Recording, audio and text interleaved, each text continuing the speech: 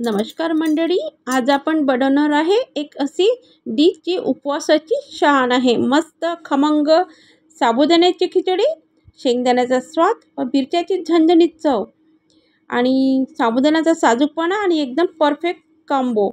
साबुदाणा धुताना हलका चोळा, जेणेकरून स्टार्च निघेल आणि खिचडी मोकळी होईल।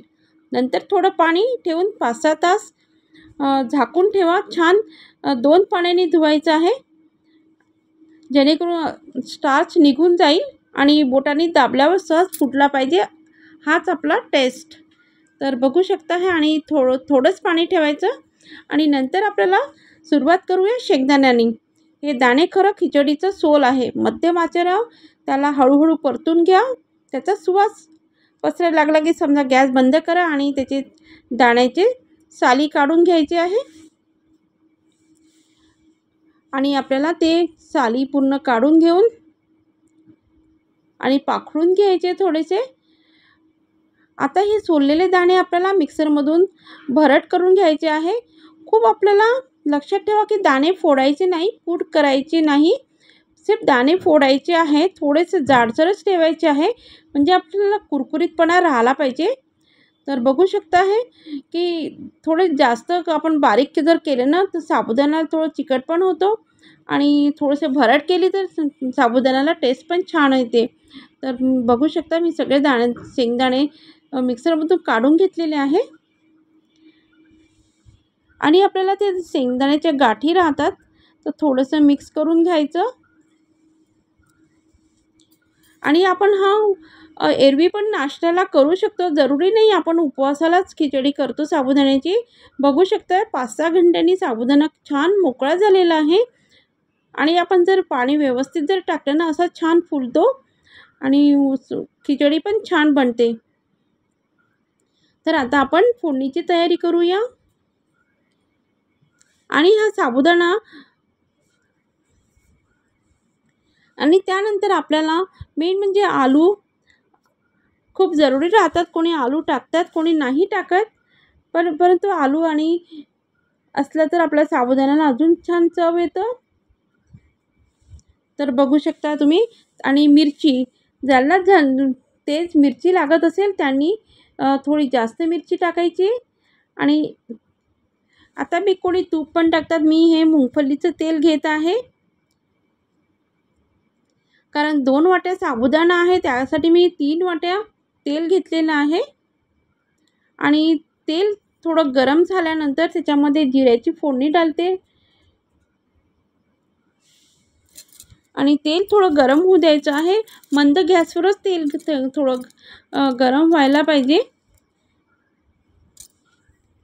तर बघू शकता आहे आणि गॅस आता तेल थोडं गरम झालेलं आहे, आता थोडं जिरं टाकायचं, म्हणजे आपली खमंग फोडणी होते। जिरं टाकल्यानंतर आपल्याला लगेच मिरच्या आणि बटाटे टाकायचे आहे। बटाट्यानी तुम्हाला जर जास्त मिरची वगैरे लागत असेल तर आपण चवीनुसार टाकू शकतो। आता थोडेसे बटाटे कुरकुरीत झाले पाहिजे, म्हणजे खिचडीला खूप छान टेस्ट येते आणि आपल्याला होऊ द्यायचं आहे बटाटे छान। कोणी बटाट्यांना किसून पण टाकतात, ते पण खिचडी छान लागतात। कोणी छोटे छोटे पोळी करून टाकतात, मी थोडेसे मीडियमच केलेले आहे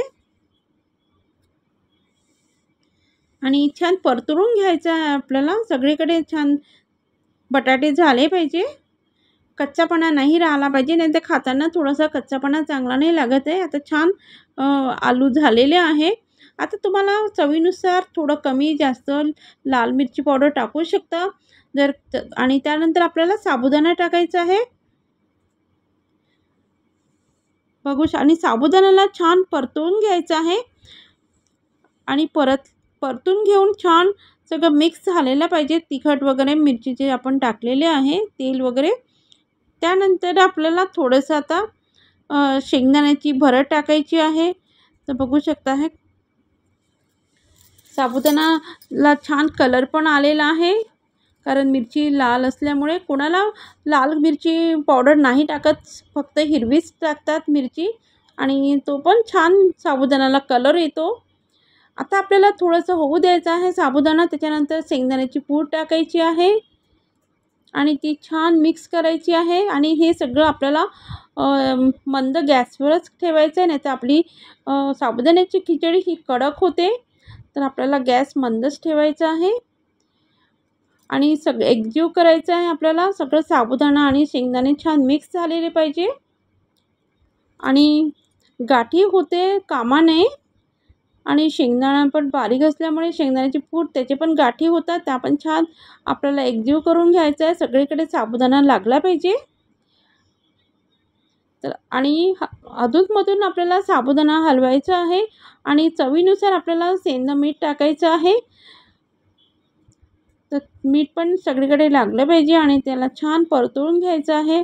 आणि हे सगळं आपल्याला करताना बंद गॅसवरच करायचं आहे. त्यानंतर चवीनुसार थोडी साखर, कारण आंबट गोड थोडीशी साखर जर असेल तर अजून साबुदाण्याला छान टेस्ट येते.